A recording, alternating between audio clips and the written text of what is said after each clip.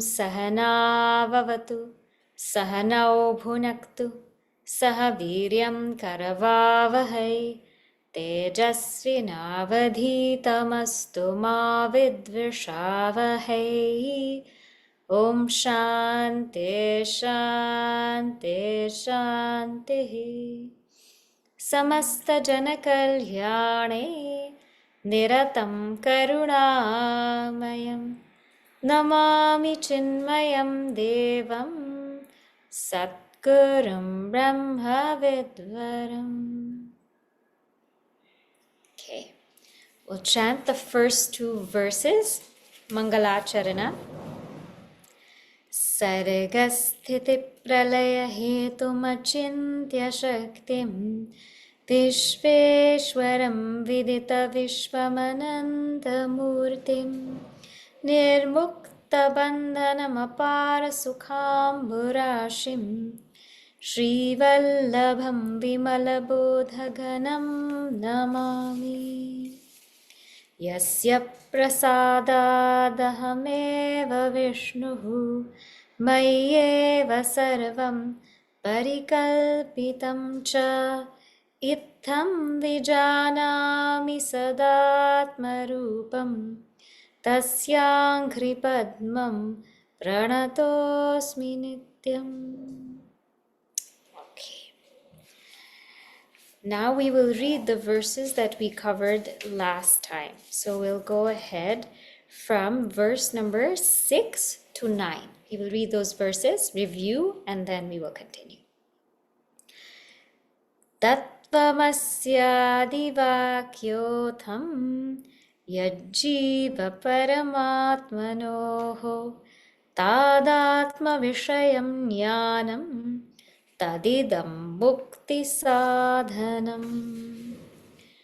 Shishya uvacha ko jīvah kah paraschatma tadatmyam va katham tayoho tatvamasyadi vakyam va katham tat pratipadayet.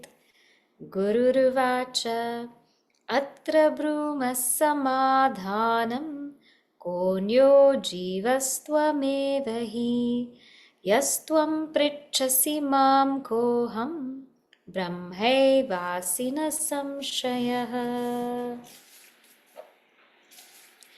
Shishya uvacha padarthameva janami nadyapi bhagavan sphutam aham brahmeti vakyartham pratipadye katham vada.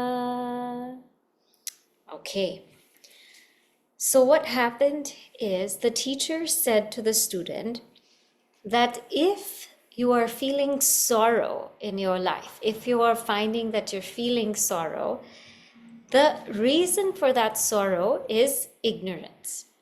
It is not anything else. Meaning, we think that sorrow is in the things that we have. We think sorrow is in the home that we have, in the job that we have, the family, the relationships that we have.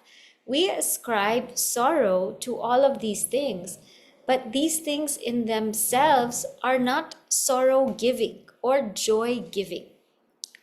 A home cannot be joy-giving or sorrow-giving because it is inert. It is jada, it's insentient. A career in itself cannot be joy-giving or sorrow-giving because it's insentient. Again, our relationships with people, that is also insentient, right? The consciousness is sentient, but the relationship, that matter is insentient. So these things in the world cannot actually give us sorrow, nor is the body joy-giving or sorrow-giving, nor is the mind joy-giving or sorrow-giving, and nor even is the ego joy-giving or sorrow-giving. What is joy-giving or sorrow-giving is when we identify with these things, that's when we get joy or sorrow. So, for example, there is a land, there's a piece of land, a piece of property. Now, if the piece of property is just there, it doesn't matter who comes and goes. Everything is free, fine, and dandy. But the minute I take that piece of property to be mine, and if somebody else builds a house there, then I'm very upset. So the property in itself is not sorrow-giving. It is when I say it's my property. A home in itself, a child in itself, is not joy or sorrow-giving when I say it's my home or my child. That's when I get the sorrow. That's when I get the sorrow. Otherwise, there is no sorrow. When I say this body is, I am this body, or this body is mine, that's when I get the sorrow. When I understand that it's something different from me, something apart from me, then whatever happens to it will have to happen. It is nature. It is built by the 5 elements. It will have to go into the 5 elements.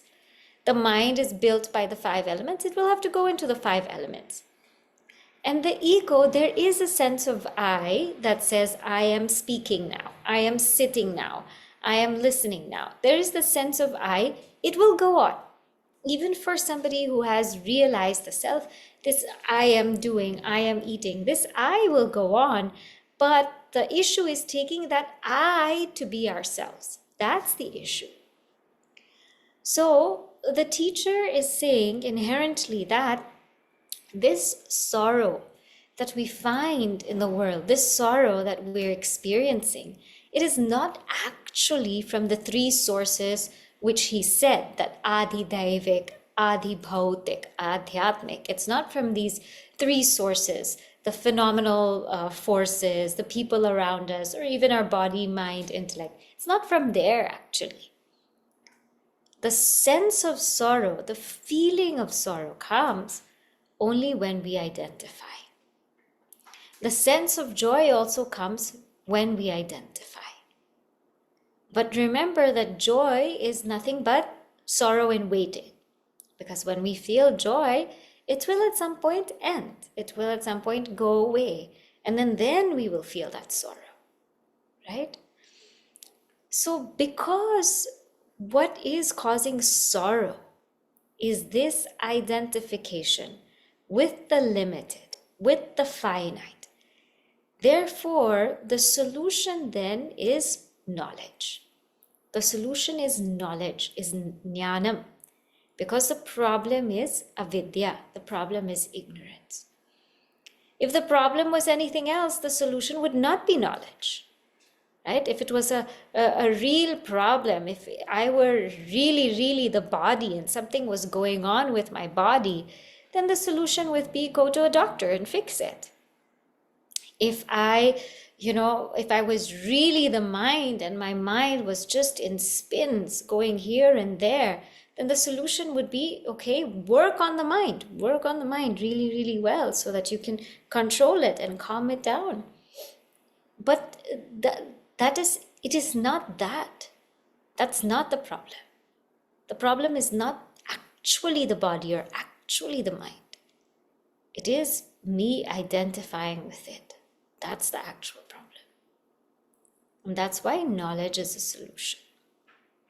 That's not to say that we don't take care of the body and mind. We do, to a great extent, which will help us to go on the spiritual quest even further. And that we will discuss when that verse comes. So because the problem is ignorance, then in verse number 6, he says the solution is knowledge. And what is the knowledge? The knowledge that arises from the mahāvākya, or the great statement, tvam asi. The knowledge that arises from tvam asi, that thou art. Why is that so great? Because it tells us the identity between jīva, the individual, and the paramatma, the supreme reality. And when we understand this, that we are not actually the jīva or this individuality, that we are actually the supreme consciousness, supreme awareness, then that realization will set us free. That is mukti sadhana. So that's why we are studying this topic. because this is the path of knowledge.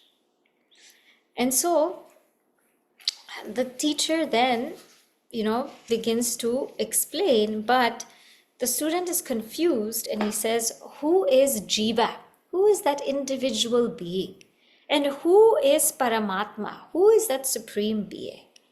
And he says, please tell me this because I don't understand. How can they be identical? So who is jīva? Who is Paramatma? How can they be identical? And how can the statement tat tvamasi, or that thou art, reveal this?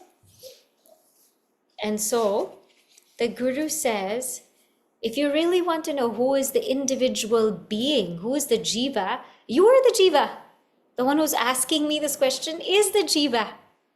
And if you want to know who Brahman is, you are Brahman. That jīva itself is Brahman. And don't have any doubts about this. So then the student says, okay, wait a second. This is now too deep. Okay? And I'm going to try to understand this tat tvam asi, that meaning Brahman or Paramatma, tvam meaning the jīva, asi meaning identity. I'm trying to understand it, but it is just not flashing in my mind. So in verse number 9, the student says, it's not clear to me. Even if you're telling me I am jīva, right? And that is Paramatma, the supreme reality, it's not flashing clearly in my mind. Like when you say elephant, well, that's so clear to me. I can even visualize what an elephant is. I can grasp it. That's so clear. If you say pot, I can grasp it. It's so clear. But if you say jīva, it's still not clear.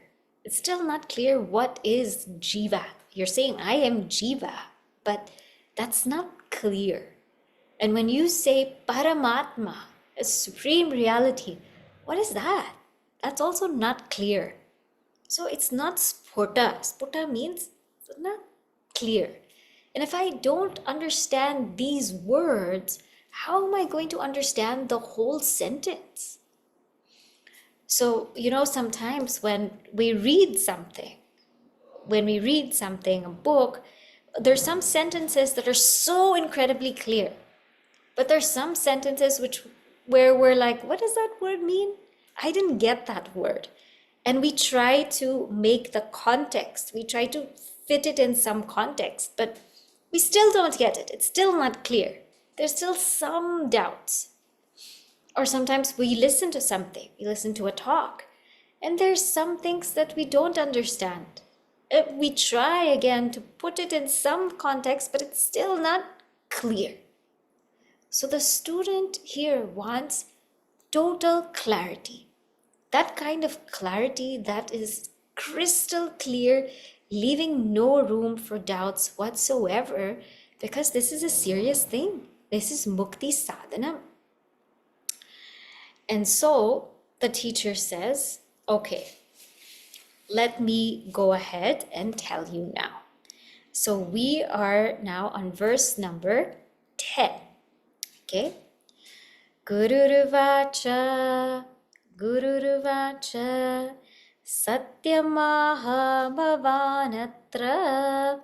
satyamahabhavanatra viganam naiva vidyate hetuf padartha bodho hi vakyarthavagateriha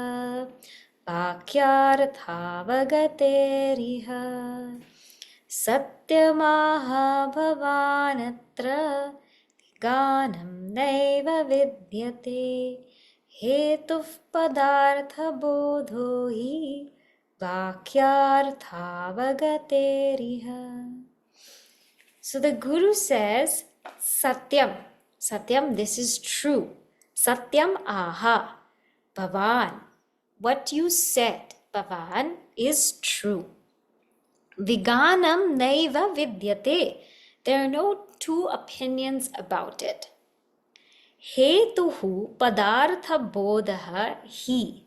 The cause is bodha, the comprehension of the artha, of the meaning of the words. So the cause is the comprehension of the meaning of the words. And once that is done, vakyartha avagatehe iha. The meaning of the sentence, vakyartha avagatehe, that comprehension of the meaning of the sentence will come alive in this matter. So the teacher said, you are totally right. You're totally right. Only when we understand the word meaning. So we understand what is tat. Tat means that. That means supreme reality. What is supreme reality? Tvam means thou or you or jīva. What is jīva? Asi means oneness. What is that oneness? So only when we understand each word very, very clearly, then we will understand the complete sentence. So the teacher says, you are absolutely right. And you have framed your question so well. And the teacher also speaks with respect to the student, calls the student Bhavan. Bhavan is a respectful term in Sanskritam because the teacher is very appreciative of this, that the student can actually form their doubts very clearly and clearly express them. And the teacher also feels that this kind of student is rare. Those who were in the Bhagavad Gita class, we saw Manushyanam Sahasreshu Kaschit Yatati Siddhaye. Only a rare few are the ones who truly seek this knowledge. So the teacher is so appreciative and full of love and says, you are completely right. And now the teacher has a very, very challenging task. Challenging task because the teacher has to explain to the student the truth. And that truth is not an object of comprehension. It's not an object which we can see, which we can think about, but it's the very subject itself. And this truth is so incredibly subtle. It's so incredibly subtle that it's actually beyond words. It's beyond words, and the teacher has to use words to explain this. And this truth is as though mixed up with this body, with this mind, with this intellect, with this ego. It's as though mixed up. So it's kind of hard to point it out. So the teacher keeps these challenges in mind and says, okay, let's start from the easiest place. And where does he start? He starts from the word tvam. Tvam means thou, means you, means jīva. He starts from you.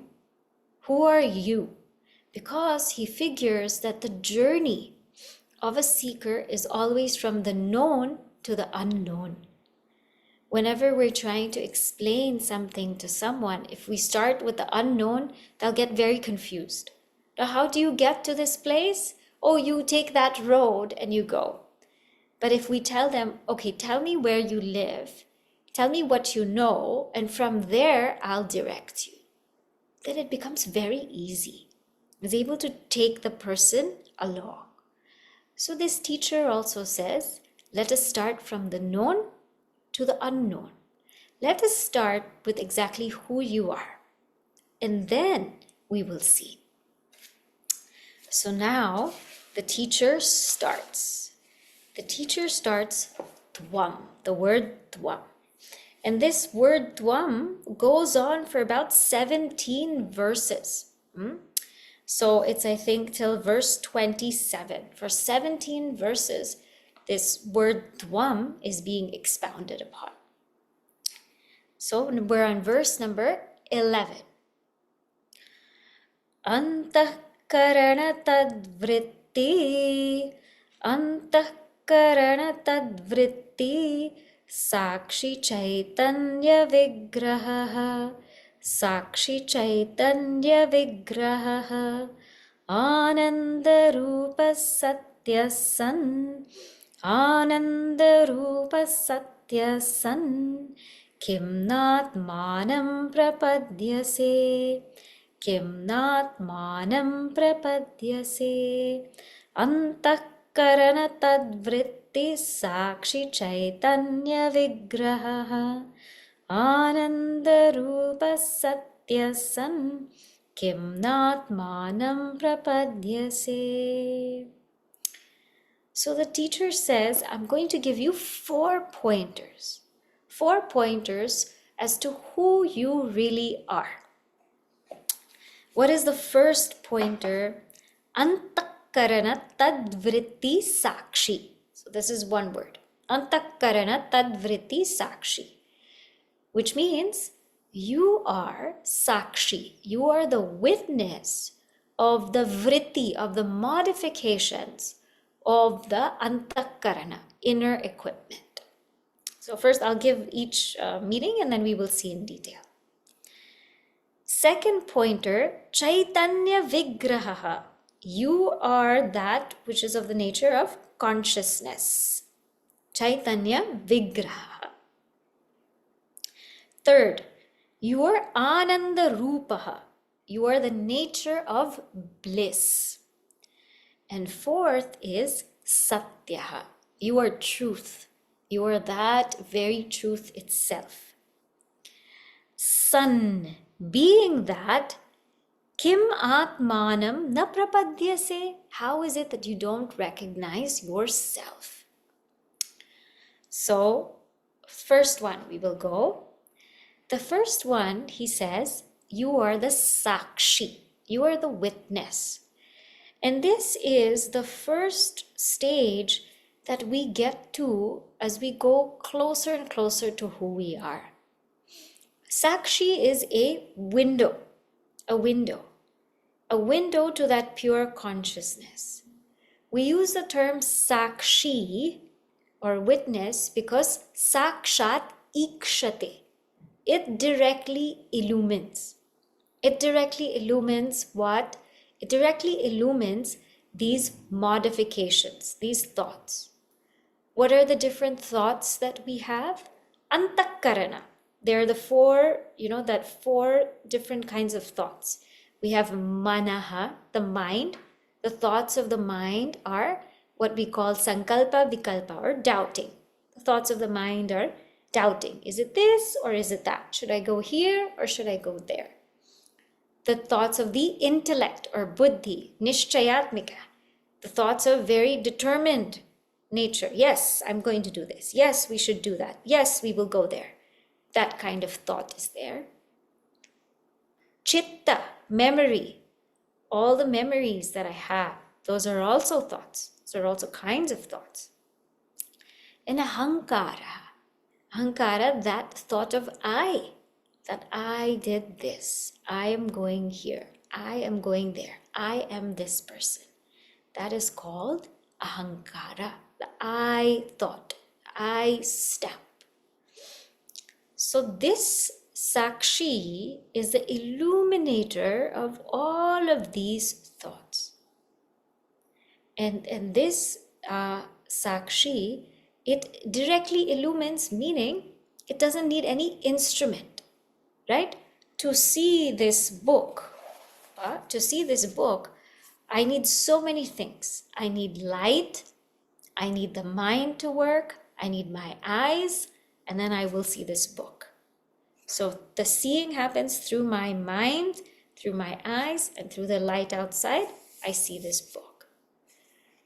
But when we're talking about seeing our thoughts, there's no instrument required. It's just we are aware of our thoughts.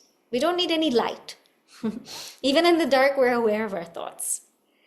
We don't need any eyes to see our thoughts. And we don't need the mind because we are seeing the mind.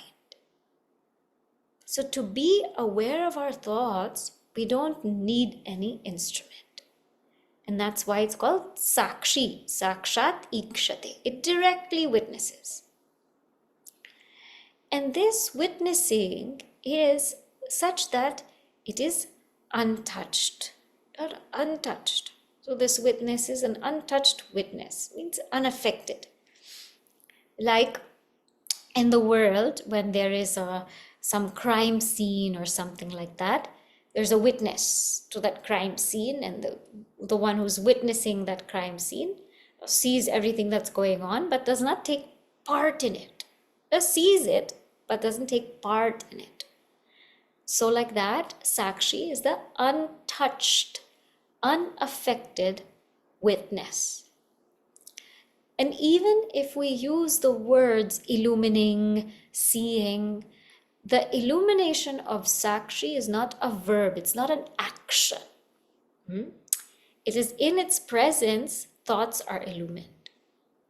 So it's not actually, oh, I'm seeing my thoughts, I'm seeing my thoughts. That's not the witness, that's not sākṣī.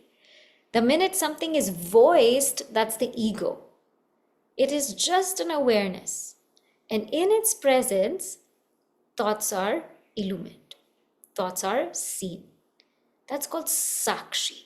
It's unvoiced, untouched, unaffected, and in its presence, all these thoughts are illumined. So, who are you? First, you are the sākṣī. Come to that. You are the sākṣī. You are the witness. And this, gives us such a freedom that I am actually the witness of my thoughts. I am not my thoughts. I am the witness of all the thoughts that are coming and going. Now, the teacher wants to take it a step higher. That this sākṣī or this witness is only a relative term. This is not the absolute. Why? Because we only call ourselves witness when there's something to be witnessed. So we are only sākṣī when there is thoughts. We are only witness if there are witnessed thoughts. So with respect to the thoughts, we are called sākṣī or witness. Without the thoughts, in our true nature, we are Chaitanya. Caitanya-vigraḥ. We are pure consciousness alone. So think of sākṣī, how one of the teachers explained to me so beautifully that sākṣī is like a window. It's like a window wherein you're there. You're kind of in the antaḥkaraṇa, in the mind area, but you're able to peep out into the consciousness. You're able to sort of peek out. So it is like that window which is kind of inside the house, but yet with that window you can see outside the house. So sākṣī is with respect to the mind, but yet using it, we can go beyond the mind. That is sākṣī. So it's not the ultimate truth per se, but it is a gateway. It is a window. So when we studied Kenopanishad, pratibodha viditam matam, in every single thought, there's consciousness. There's consciousness. So in this way, there are 3 levels of consciousness, right?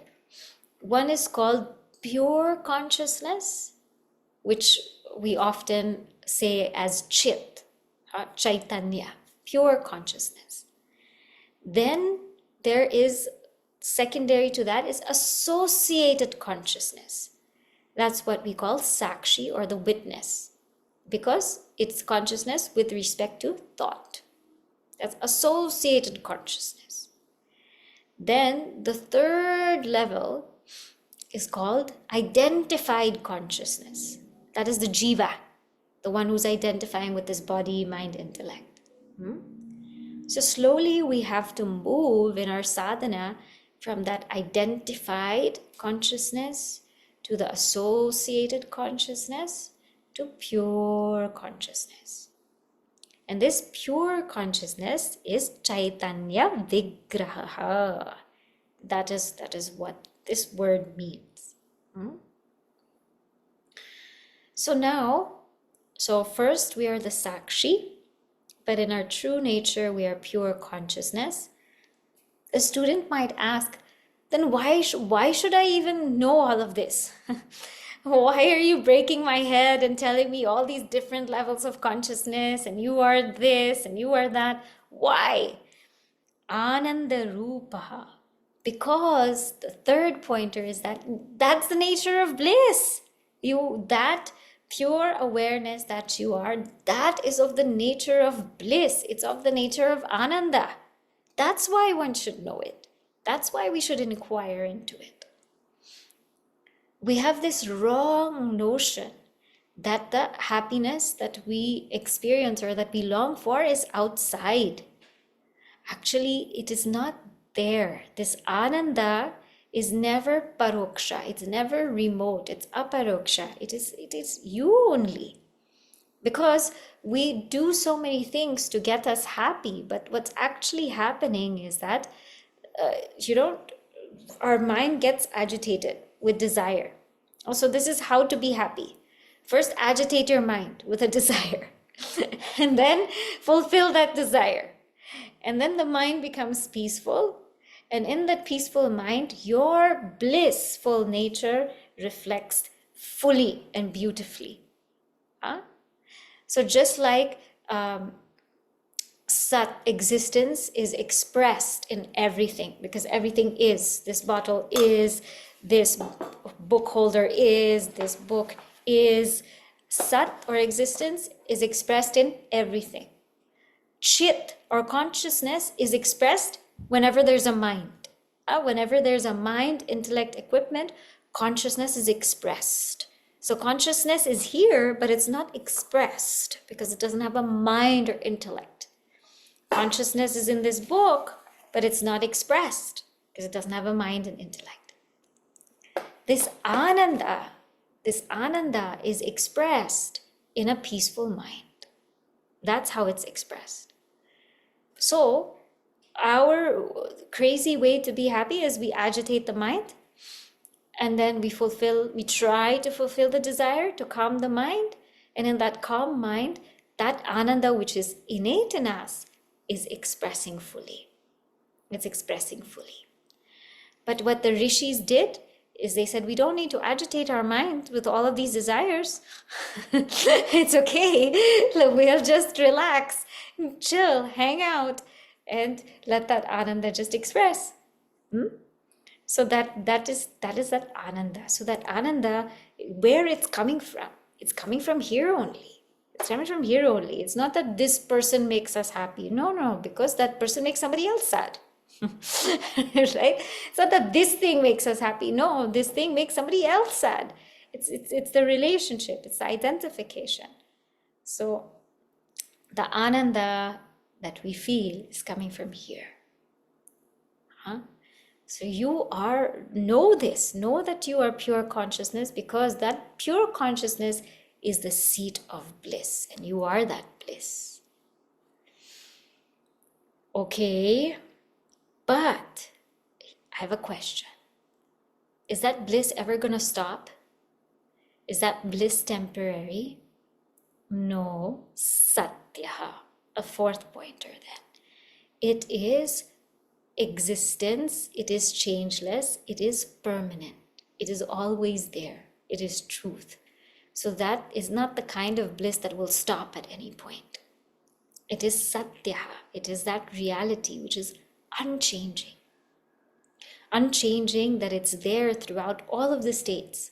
It's there throughout waking, dream, deep sleep. It's there throughout all the times, past, present, future. It is an unchanging reality.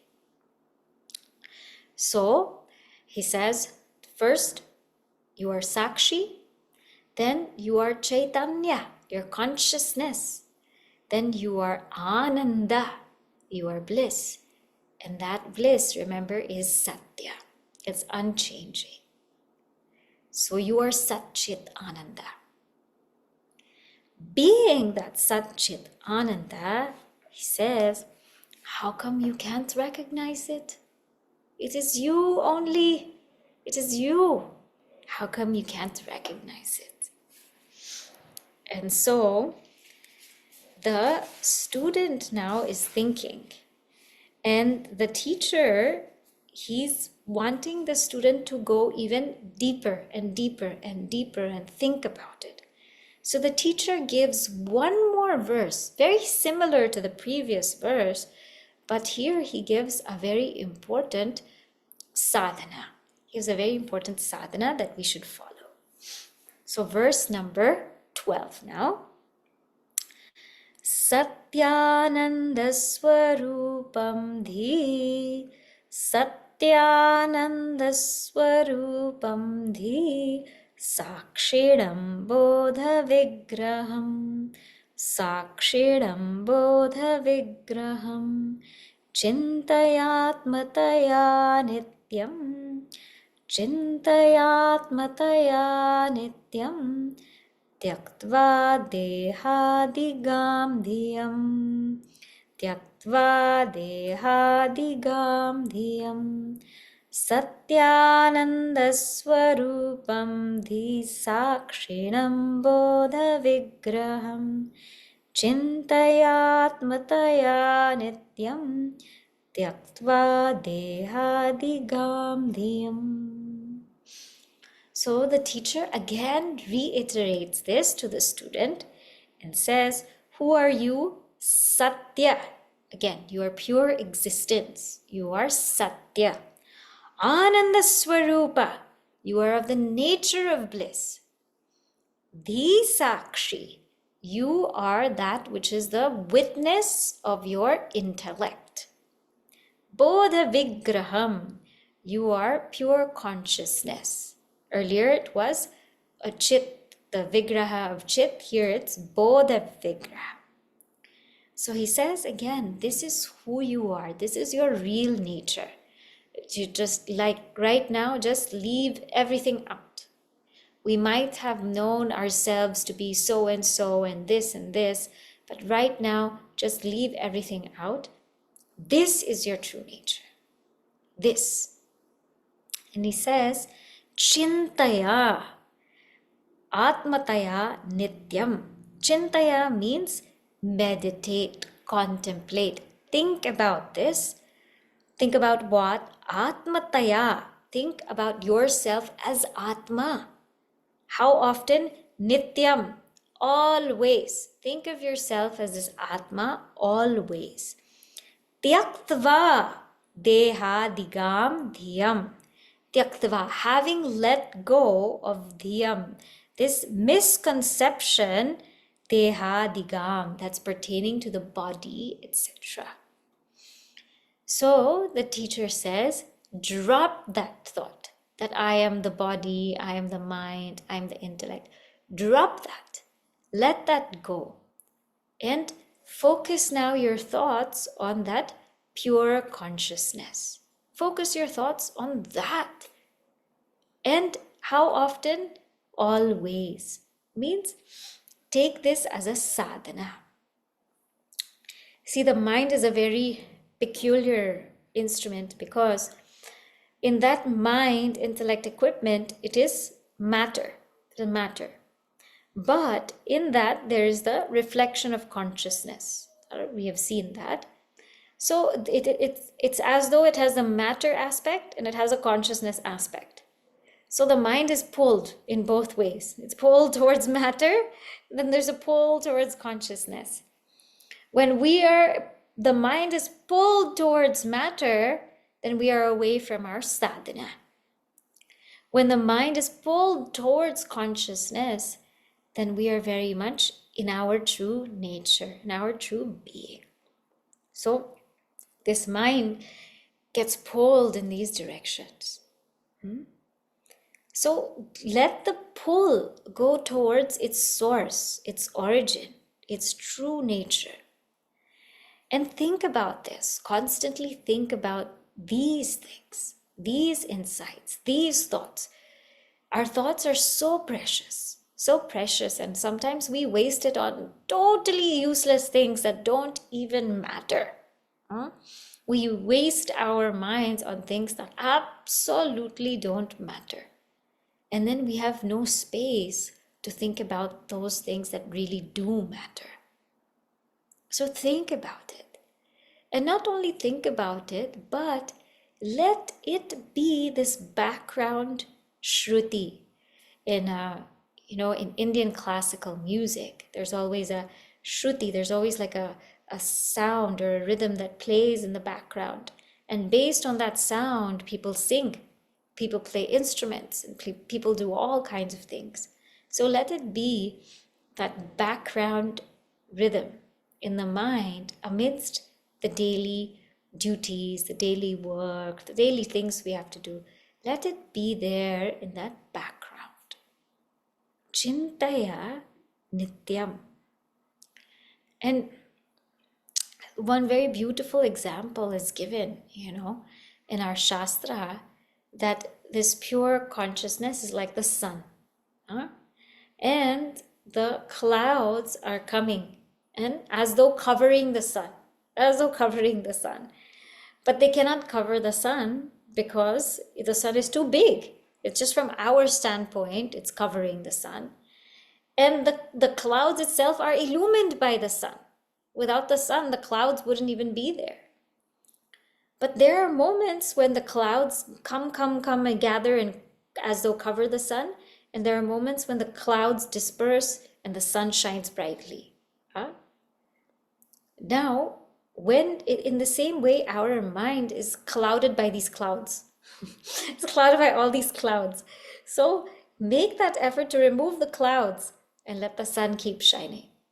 It's always shining, but make an effort also to remove the clouds, and just let the sun shine in its splendor.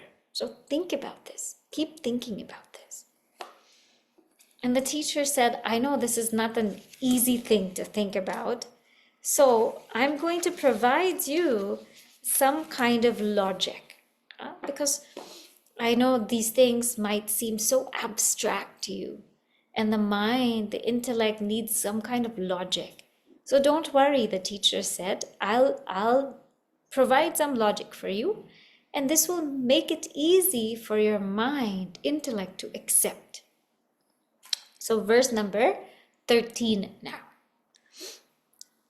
Rupadimanyatah pindaha, Rupadimanyatah pindaha, tato natma gatadivat, tato natma gatadivat, vyadadi mahāvākya, vyadadi mahāvākya, vikaratvachakum bhavat, vikaratvachakum bhavat, rupadimanyatah pindaha, tato natma gatadivat, vyadadi mahāvākya, vikaratvachakum bhavat. So he says, listen here. I'm going to give you 2 reasons. So earlier he gave 4 pointers, right? Now he says, I'm going to give you 2 reasons that you can logically understand. And after this, he's going to give more logic also. He says, yataha, because ayam pindaha, this body, this gross body, rupadiman, it is having a form. So this pindaha, this gross body has a form. Therefore, na atma, it is not atma, gatadivat, just like a pot. So because this body has a form like a pot, it is not atma. This is the first reason.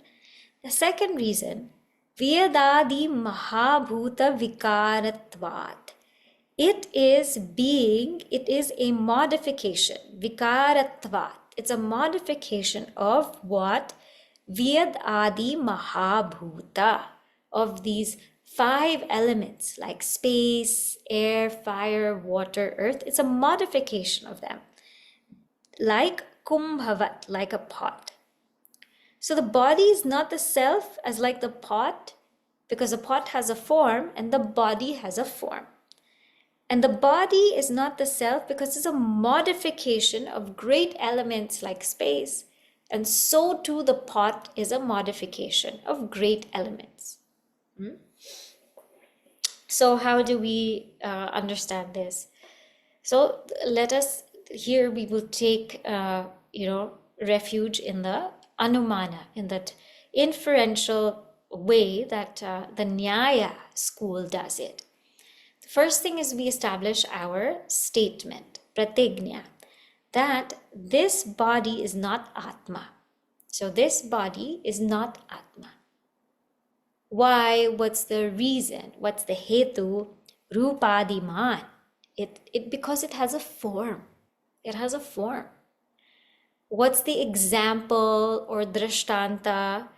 The example is that they're a pot, ghatadivat, because the pot has a form and it is not Atma. Therefore, the body has a form, so it's also not Atma. But what does this mean? See, what it means is, whenever there's a form, it means that it's cognizable. It's cognizable because that which recognizes form is the eye. So whenever there's a form, it's seen. This has a form, it's a rectangle, I can see it. This has a form, I can see it. So whenever something has a form, it's cognizable, it's perceivable, we can see it. And if we can see it, if it is seen, then we are different from it because we are the seer. And this logic will come again later. So therefore, I cannot be anything that has a form. Because anything that has a form is cognized, it's perceived by the senses, and it is seen. And I am something that is the seer. I'm different from that. So for this reason, anything that has a form cannot be Atma. Cannot be Atma. So wherever there is a form, it is not Atma. It is not that pure self, because that form becomes an object of the seer. And that object of the seer is different from it. Second thing he says is that wherever there is a modification, so because this is a modification of 5 elements, it is not Atma. It's a modification of 5 elements, it's not Atma. This is also a modification of 5 elements, it's not Atma. This body is a modification of 5 elements. Anything that's a modification of 5 elements, again, it's perceived, it's experienced, it's cognized. And again, it is seen, it's an object of experience. And I am the very subject itself. So anything that has a modification, that also cannot be Atma. Anything that is a product of the 5 elements has to have the qualities of the 5 elements. The 5 elements are jada, they're insentient, right? Space, air, fire, water, earth, they're insentient. They cannot know themselves, they cannot know anything. So if the 5 elements are insentient, then the product of those 5 elements, the effect of those 5 elements, that's also insentient, right? So this body is very much a product of 5 elements. We've seen this before. In the body there's space. In the body there's air. We can breathe. In the body there's fire, the digestive fire. There's water. Definitely we are 75% water. And there's earth there. So this body, because it's the product of the 5 elements, it's also insentient. So therefore, this body is not Atma. And what to talk of other reasonings that we saw before in our other classes is that this body is also changing. Anything that is a modification, is an effect, is always subject to change. And there is something in me that is not changing. So because this body has a form like a pot and it's perceived, it can be seen, it is not Atma. Because this body is a modification of the 5 elements like a pot, it is not Atma. Because it can be seen, can be experienced, and anything that's a product of the 5 elements is also insentient like the 5 elements. So therefore, it cannot be Atma. And I am obviously not insentient. Right? I'm obviously sentient, right? So if I am sentient and this body is insentient, then I am different from this body. Oh, this is the logic. So now it should be very, very clear. It should be very clear. But the student says, well, I want you to explain it even more clearly, right? So we will take up that verse next week. The student says, I need more clarity. So the student will ask and the teacher will give much more clarity than this, right? So let me just summarize what we've done so the thought flow is very clear. So what happened now? The student said, I need to understand each word in this great statement, tvam asi. I need each word. Because only when I understand each word, I understand the sentence. The teacher said, very good, you are absolutely right. We should do that. Where are we going to start? Let us start from tvam. Let's start from you, because that is known. That is something you can grasp, something that you can hold on to. Let's start from there. Okay, said the student. So who am I? And the teacher says, there are 4 pointers. 4 pointers are, you are sākṣī. You are the witness of your thoughts. You are citta. You are that pure awareness. Well, so what? Why should I pursue this? Because that consciousness is also ānanda. It is bliss. It's the source of all bliss. You are what you seek. But okay, is that bliss going to end? If I pursue this bliss, I might lose it. No. It is satya. It is existence. It is changeless. It is permanent. So in other words, the teacher said, you are Sat Chit Ananda. You are that. That is who you are. And the student says, okay, all right. But the teacher says, listen, I want you to do something more. Now that I've told you this, I want you to think about it. Chintaya, think about it. Dwell on it, contemplate on it. Let your mind just keep going on and on and on and reiterating it. But with meaning, not just like that. Okay, but the student says, if you want me to do it with meaning, it has to be clearer for me. And the teacher says, okay, I give you 2 logics. 2 logics.